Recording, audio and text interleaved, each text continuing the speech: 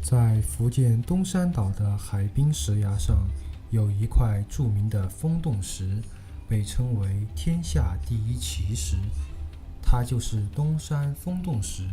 这块石头究竟有什么奇特之处呢？让我们一起去看看吧。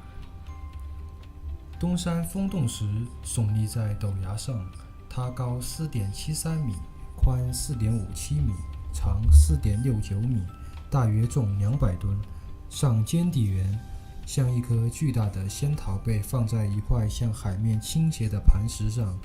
不过，上下两石相接的地方只有10几平方厘米，只要海面的风稍稍猛一些，上面的巨石便摇摇欲坠，仿佛马上就要从磐石上滚落下来一样。千百年来，这块风洞石经历的不仅仅是海风的吹拂，还有无数次海啸、地震，可是它依然稳如泰山，一直耸立在海岸上，成为了东山岛最著名的风景。风洞石看起来摇摇欲坠，但是为什么历经沧桑，依然斜立如故呢？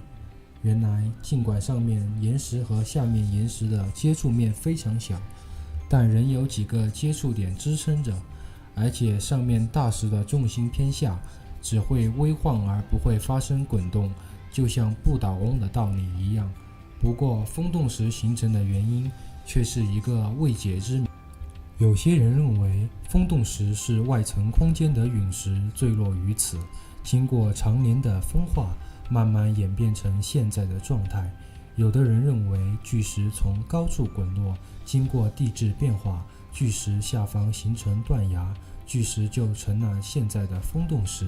还有一种说法认为，风洞石是海水和大风共同作用的结果。可是，以上说法都仅仅是推测，无法被证实。如今，风洞石的形成原因依然是个谜。如果你有什么疑问，记得在视频下方留言，别忘了点关注哦。